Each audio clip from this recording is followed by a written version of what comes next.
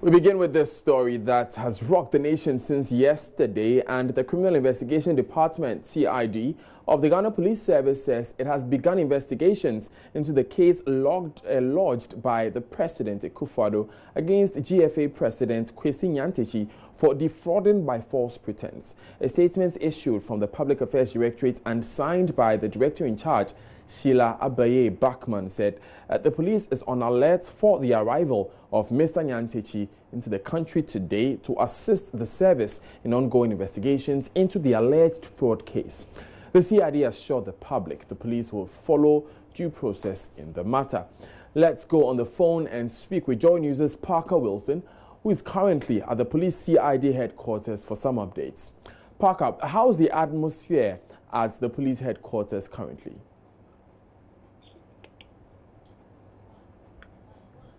Right, Parker, if you can hear me, we want you to give us an evaluation of the mood of the CID headquarters of the Ghana Police Service now.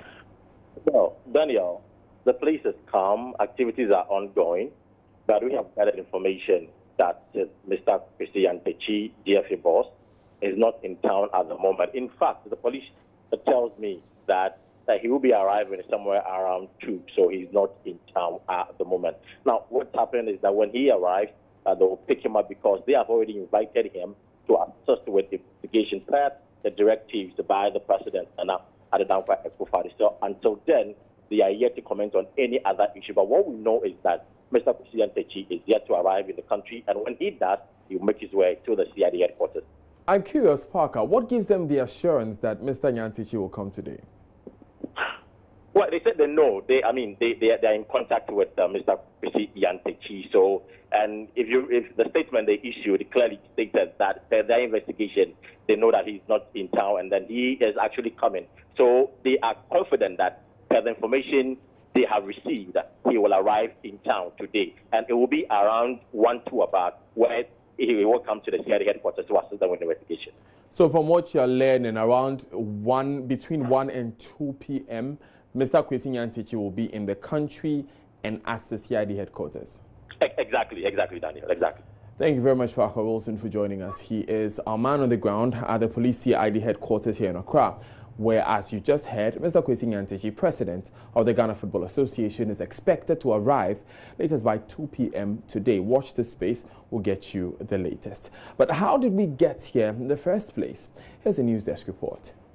In a sting operation led by investigative journalist Anas Arimeyal Anas, which was all caught on camera, the GFA president, Nyantakyi, is allegedly seen demanding bribes, which he claims will be given to the president to facilitate deals for the investors he was meeting. $5 million for the president and $3 million for the vice president. Joy News understands the president and his team watched a video last week. They were convinced what they had seen was a clear case of influence peddling, bordering on defrauding by false pretense.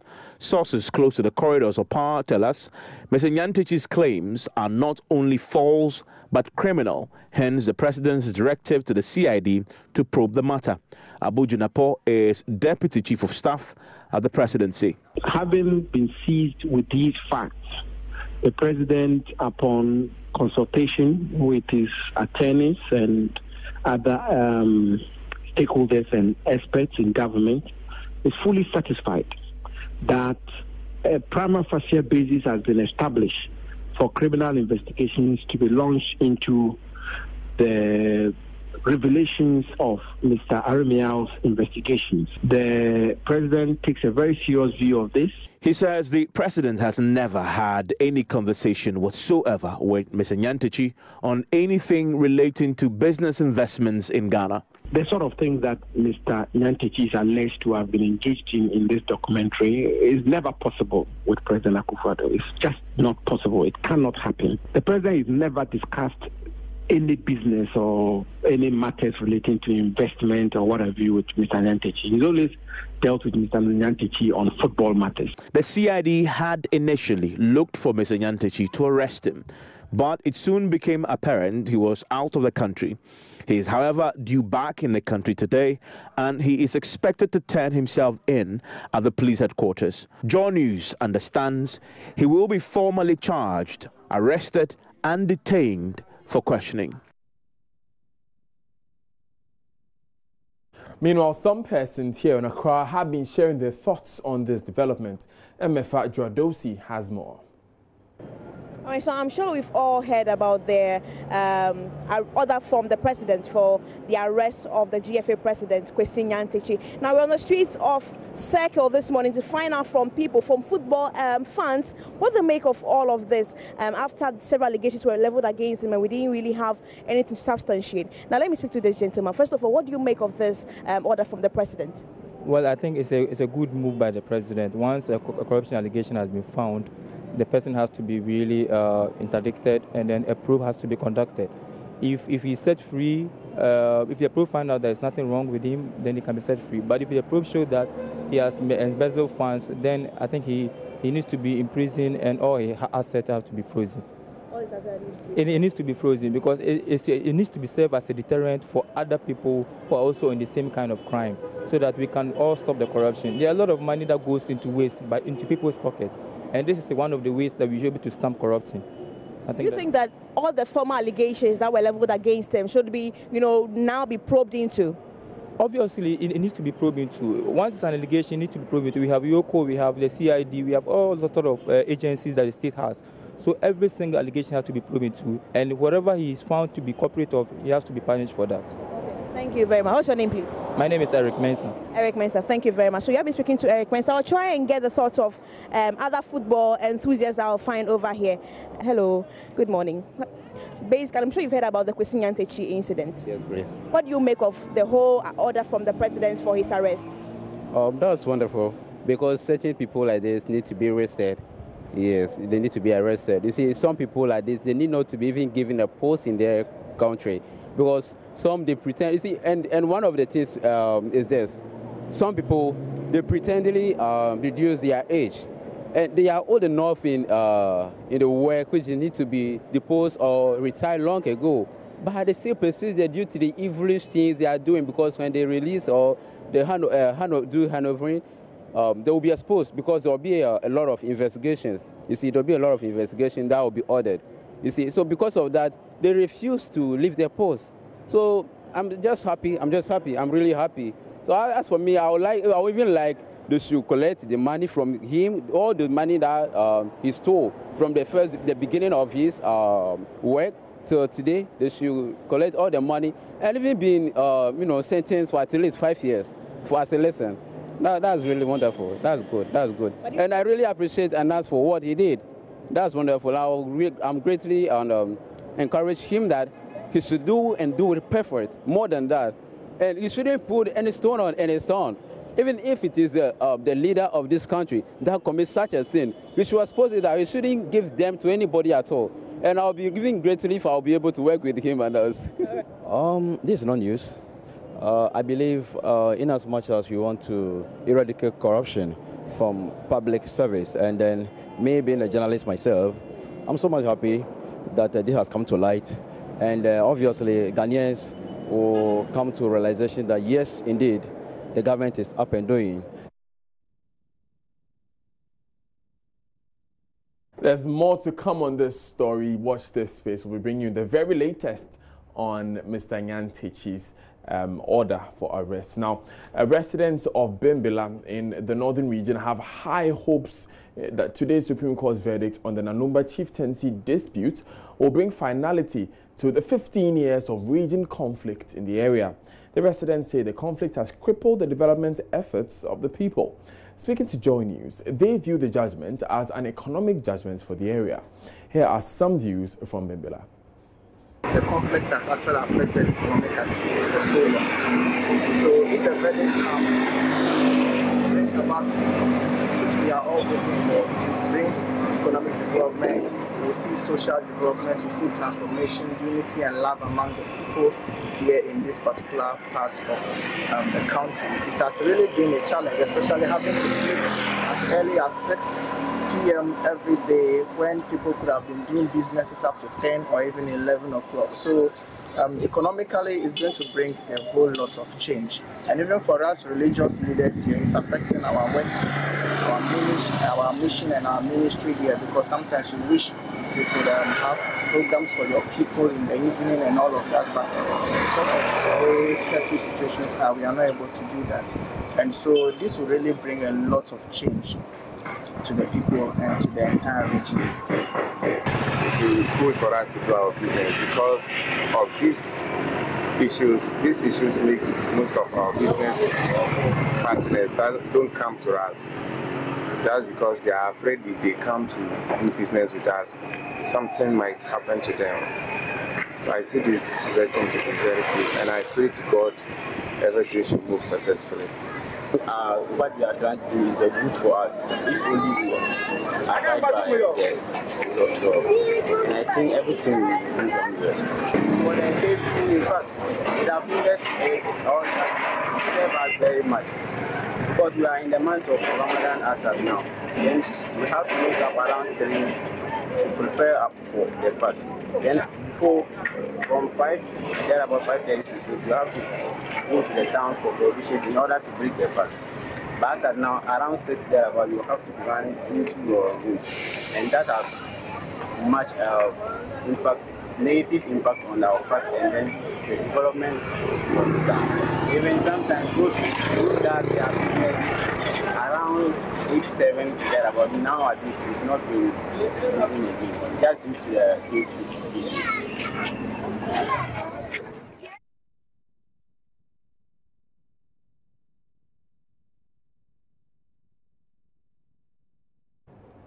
Right, we'll be bringing you more updates on this issue because the court is currently in session. The Supreme Court is currently in session, a 5-member panel there, which is presided over by Justice Julius Ansah, and has membership of a number of others there currently giving their ruling. Our man Joseph Akable is in court, and we will be getting the latest from that matter. But before we go on, news just coming in indicates that national security operatives have been deployed to the Kotoka International Airport, KIA, to await the arrival of Mr. Kwesi Nyantakyi, the Ghana Football Association president. Like you heard my colleague Kwesi Parker-Wilson tell us earlier, the police believe strongly that Mr. Nyantakyi will arrive in the country in a matter of hours, and as a result, national security operatives are on standby at the airport to escort Mr. Nyantakyi to the CID headquarters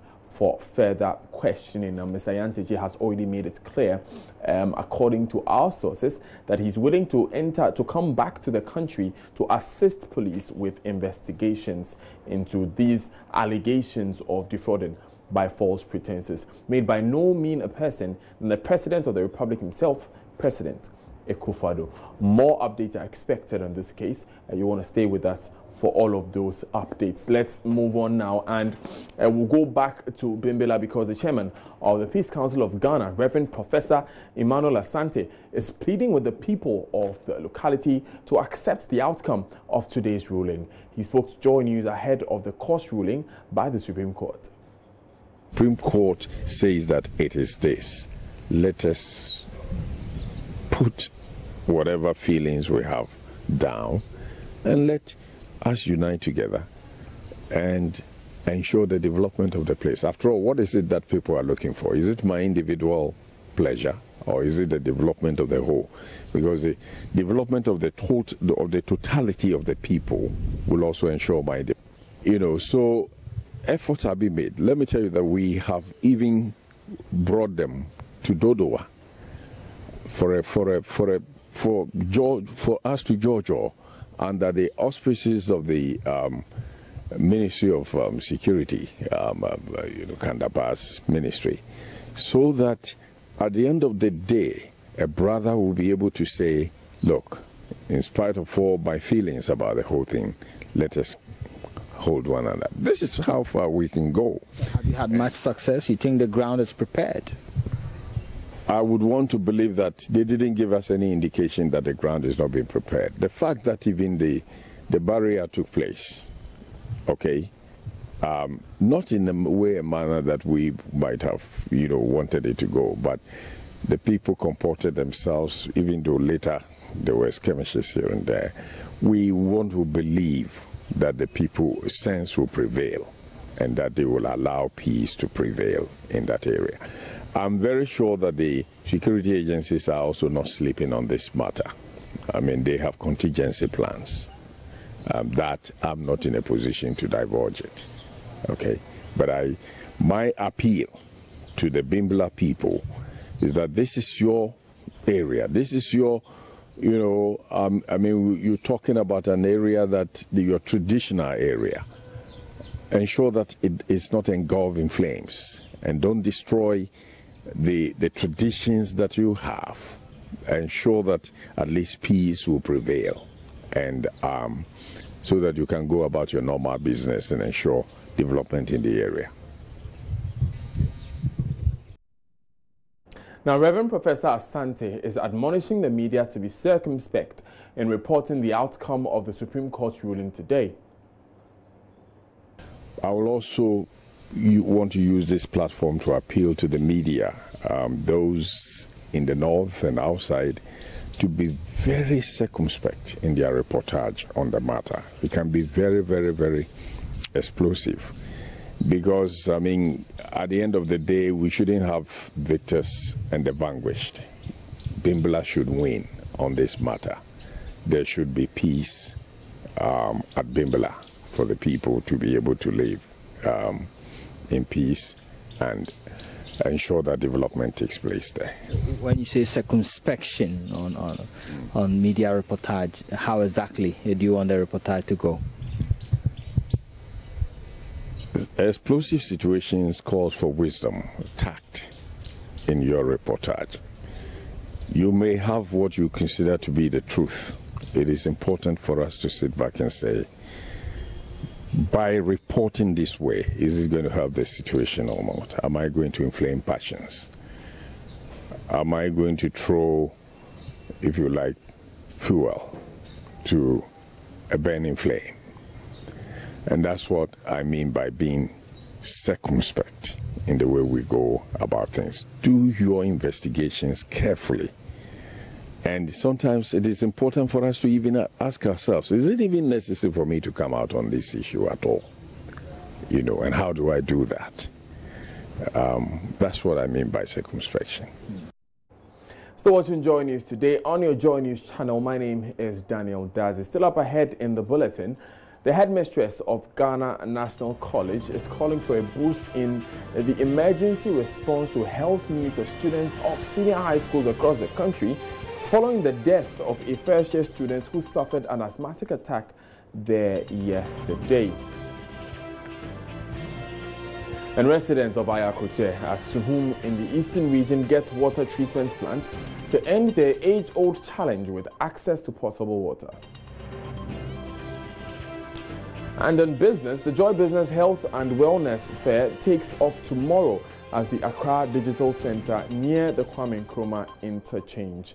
That's coming up in a few minutes because we'll be taking you to the grounds to have a feel of the preparation ahead of the Health and Wellness Trade Show. Coming up in a few minutes, stay with us.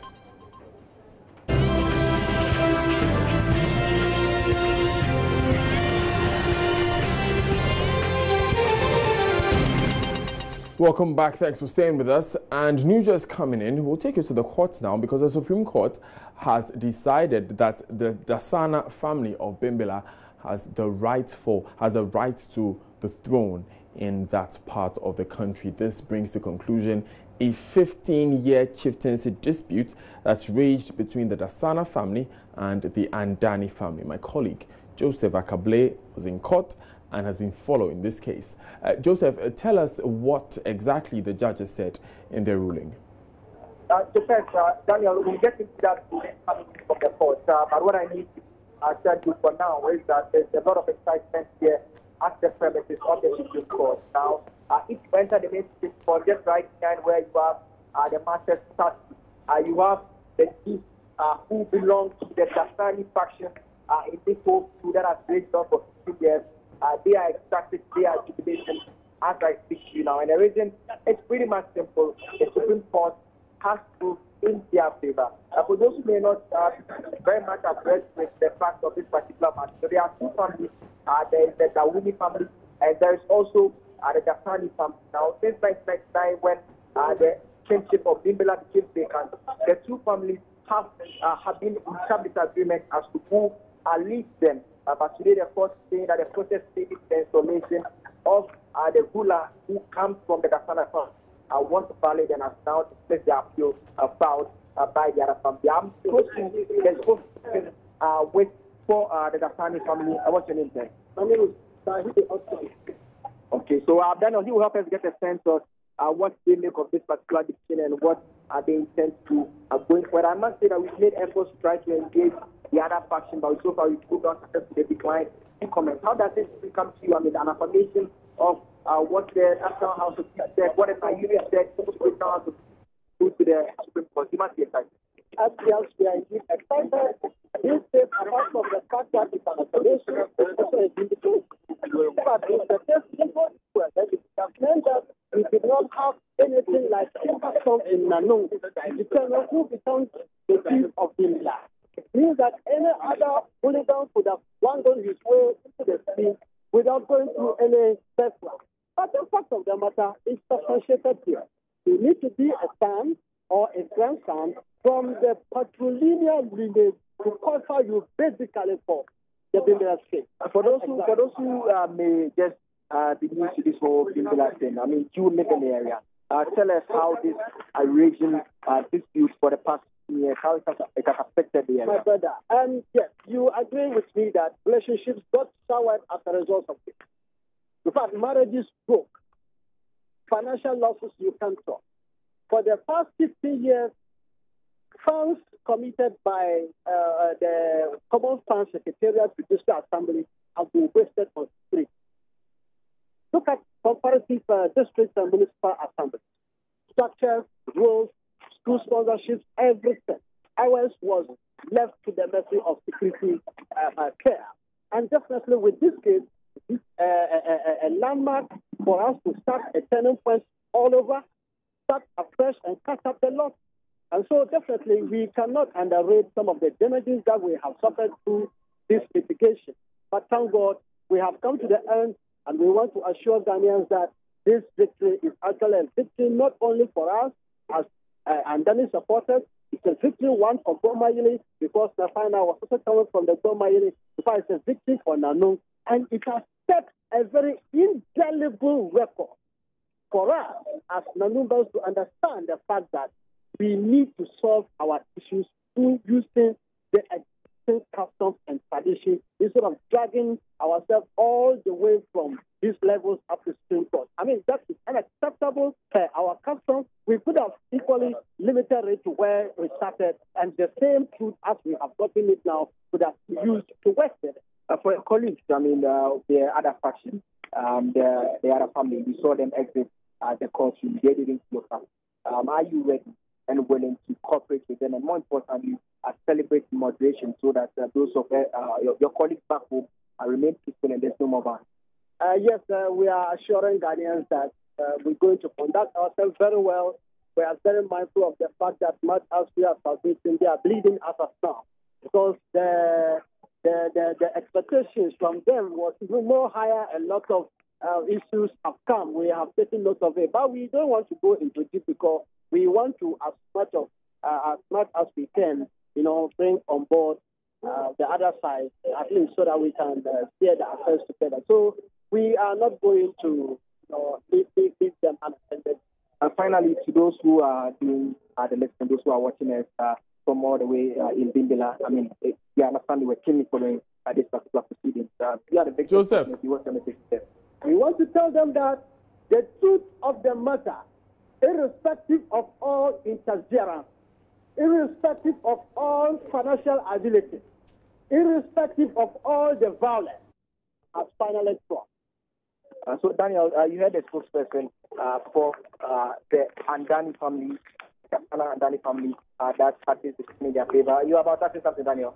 Yes, if Mr. Osman is still there, I remember interviewing him a few months back when a chief was skinned by the Nakpana family, and his side of the family, that is his gate of the family, really had some misgivings with that.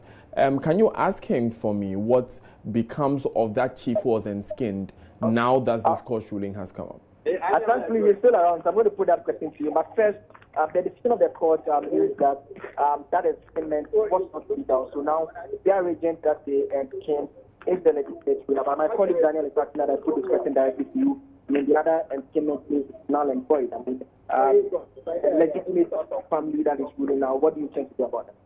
Yes, we will just want to advise that they take it up to date. They are aware. There's very people who, excuse me to use the word prestige, whoever I saw is sitting there and claiming to be a chief or whatever, were aware that Nakpana was not Bimbilla, Nakpana was not legitimately a chief, and therefore whoever I saw emerges from his corner as a chief is aware and should be prepared to accept the fact that he is not a legitimate traditional ruler. So Daniel, that is your answer there. I'm sure right. That is for you. But I just want to give you a view of the country that is conflict. So you can see the police officers who came here in their numbers to ensure that the place is safe. This is unusual. I mean, the many times you come to the Supreme Court, you don't have that many people coming around here to witness proceedings. But the police officers came in their numbers to ensure that all was safe and sound. For the other side of the Supreme Court, which I quickly will turn around to let you have a look at, where you have a policeman standing on top of a crowd control vehicle. Now that is to ensure that the people who made it to the court premises, if they intend to engage in any act that will destabilize the peace of the area, they should be cautious. So that is the situation here at the Supreme Court. If you are just joining us and you don't follow this story keenly, the breaking news live on the Supreme Court is that the 5-member panel has declared that the Andani family, the Dasan Andani family, are the legitimate rulers of the Bimbilla area. So what it means is that the other claimants, the court held, did not have a case. The simple issue has to do with the proceedings to the enslavement of each of the two claimants. Whilst the Dasani and Dani family had claimed that the head of the kingmakers had the power to decide who succeeds him, the other claimants had insisted that, that is not the case. So the court agreed with the Dasani and Dani family and held that the head of the kingmakers simply leads that group and that he solely cannot decide who becomes the leader of the group. So the expectation of the victors in this particular case is that this is the final phase, this is the end. We expect their colleagues on the other side to agree with them, Daniel. Thank you very much, Joseph Akable, for that detailed reports there from the Supreme Court. Of course, stay with us for more of the fallout on this case, which will be taken now, because Martina Bugri has joined us on the phone from Bimbilla, the epicenter of this chieftaincy dispute. Martina, what's the mood in the town following this verdict? Initially, when the verdict was pronounced, the whole town went quiet and suddenly exploded as if a volcano, and people started pouring onto the street, especially the side that has won. Riding of motorbikes, pouring of powder, tying of calico is seen everywhere. People are excited, and there's so much noise here that you can tell they are excited that they are the winning side. Have you seen any identifiable members of the Nakpana, which is the side that unfortunately lost this ruling? I passed through that area a while ago, and that place is very quiet. But when you come towards the palace where they are on their victors, you hear a lot of noise, a riding of motorbikes, and a lot of sounds, indicating that they are happy about the outcome. Now, in the run-up to this verdict, whilst you were interacting with the people, did you get the sense that there was a commitment from both sides to commit to whichever verdict the court will give? Exactly. Speaking to the youth say they are tired, the conflict, they are tired of the area being stuck and not moving forward in terms of development. They think that the verdict was a verdict because people would have the opportunity to go back to their work without fear. People would have the opportunity to farm, knowing very well that they are secured. And so they see this verdict as something that would bring the raging conflict to an end. And so they are committed. You speak to them and you get the sense that they are tired of the continuous fighting. Thank you very much, Martina Bugri, for that report there live from Bimbilla, where it has been declared, well, here in Accra, it has been declared that the victors in that chieftaincy dispute are the Dasana family. Let's move on. Right, let's move on now, to Cape Coast in the Central Region, where Headmistress of Ghana National College, Juliana Osuansa, is calling for a boost for the emergency preparedness to the health needs of students of senior high schools in the country. Her call follows the death of a 17-year-old student, Ruby Teiko, who died following an asthmatic attack during the school's weekend inspection. The headmistress is counting on the collaboration between the Ghana Health Service and the Ghana Education Service to employ nurses and doctors to take care of the health needs of the students. Richard Kojunyako has been following the issue and has filed this report.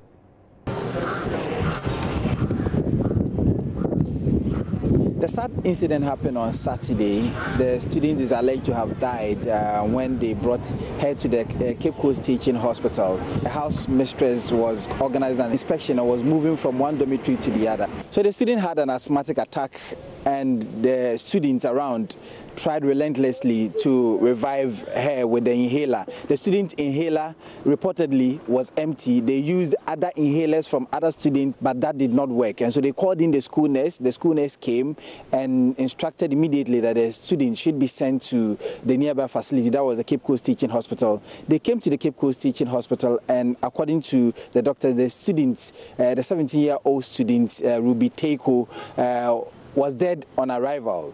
Parents of the deceased are not happy with the development, and they have vowed to take the school on. According to them, the child, when she was admitted to the school, had a medical report. The medical report suggested that used to have asthmatic attacks, and so should not be doing some kind of jobs like scrubbing, like flushing of toilets. But surprisingly, the child engages in all of that, and they feel that the school authorities were a bit negligent on that one. Also, the parents allege that when the student was being brought to the hospital, there was no school authority or no nurse that accompanied the students.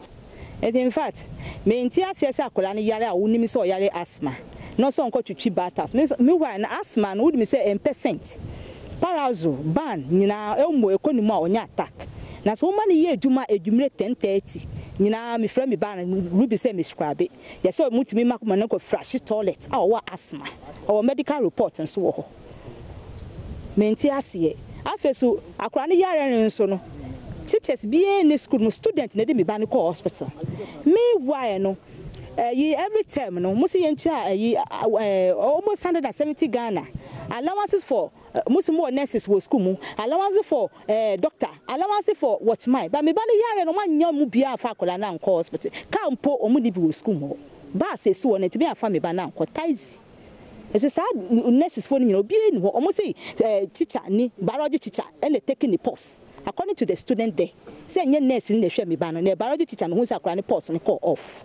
This is a charge the school authorities have denied. According to the school authorities, the child was brought in the company of the nurse of the school. They admit that the senior house mistress that was conducting the inspection was not part of them because she was dressed inappropriately, and so she asked that she was going to change and then join them. Later on, she joined them, and so the accusations by the parents are not right. They want the parent to come to the school, sit with them and see whatever they will do about it. Expect the rest of that report there by Richard Kojunyako during the Pulse at 3 p.m. But now let's make way for Emmanuel Abuaji Wiafi as he brings us business. Stay with us.